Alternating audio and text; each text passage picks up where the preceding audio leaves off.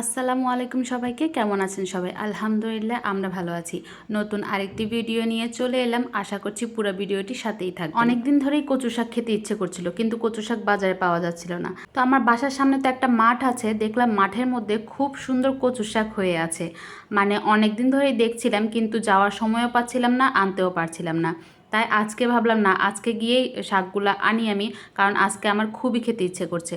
দেরি হয়ে গেছে, তারপর আমি গেলাম, গিয়ে হচ্ছে কচু শাকগুলো তুলে নিয়ে এসে কেটে নিলাম। কচু শাক কাটতে তো অনেকটাই সময় লাগে।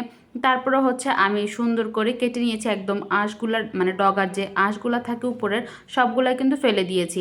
অনেকেই কিন্তু দেখি এই আঁশগুলা ফেলে না, কিন্তু আমার কাছে না না ফেললে কেমন জানি ভালো লাগে না। তাই আমি হচ্ছে সবগুলো আঁশ ফেলে দিয়েছি। তারপরে হচ্ছে ভালো করে ধুয়ে নিলাম। আমি কিন্তু হাতের সাহায্যে ধুইতে পারি না, কারণ আমার অনেকটাই ভয় লাগে কচুর শাক।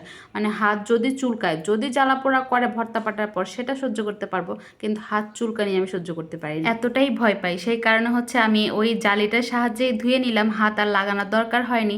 আর কচু শাক তো সেদ্ধ বসিয়ে দিয়েছি, হালকা একটু পানি দিয়েছি, কারণ আমরা তো কচু শাক একদম ভর্তা ভর্তা করে খাই। তো একটু পানি দিয়ে সেদ্ধ করলে, পানি তো চেপে চেপে ফেলে দেবো ছাঁকনির সাহায্যে, একটু সিদ্ধ করে নিচ্ছি ভালো করে। কচু শাকটা আমার যতটা না প্রিয়, রাইয়ানের বাবার কিন্তু তার থেকে বেশি প্রিয়, খুবই পছন্দ করে। মানে আমাদের দুইজনের পছন্দ কিন্তু অনেকটাই মিল আছে। তো কচু শাক তো সেদ্ধ বসিয়ে দিলাম, আর এখানে রান্না করছি কাতলা মাছ, মানে আলু বেগুন দিয়ে কাতলা মাছ। দুই দুই তিনটা ছোট ছোট কাতলা মাছ এনেছিল, আরও একদিন কিন্তু এনেছিল আগে, ওই সাইজেরই এনেছে। তো ওইগুলা ভাবলাম কেটে তো রেখে দিয়েছেন ফ্রিজে, আজকে বের করেছি, তো কাতলা মাছ দিয়ে আলু বেগুন দিয়ে রান্না করে নিচ্ছি। কিছু ফ্রোজেন টমেটোও ছিল, সেটাও দিয়ে দিলাম। আর আমি কড়াইটাও চেঞ্জ করে নিলাম, কারণ আমি একটার মধ্যে রান্না করলে না পরে আরেকটার মধ্যে চেঞ্জ করে নিই, কারণ আমার কাছে ভালো লাগে।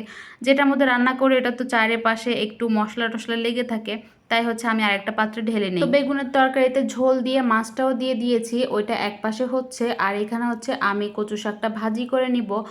প্রথমেই কিন্তু শুকনো মরিচ দিয়ে দিলাম তেলের মধ্যে, তারপর হচ্ছে একটু পেঁয়াজ কুচি আর রসুন কুচি দিয়ে ভালো করে নেড়ে চেড়ে ভাজা ভাজা করে নিচ্ছি। যখন একটু ভাজা ভাজা হয়ে যাবে, তখন আমি হচ্ছে একটু পানি দিয়ে দিলাম, কারণ আমরা কচু শাকটা এভাবেই রান্না করি। অনেকেই তো এমনি যে শাকটা রান্না হয় ওইভাবেই রান্না করে, আবার অনেকেই কচু শাকটা ইলিশ মাছের মাথা বা চিংড়ি মাছ দিয়ে রান্না করে, সেগুলা দিয়ে কিন্তু খেতে বেশি ভালো লাগে।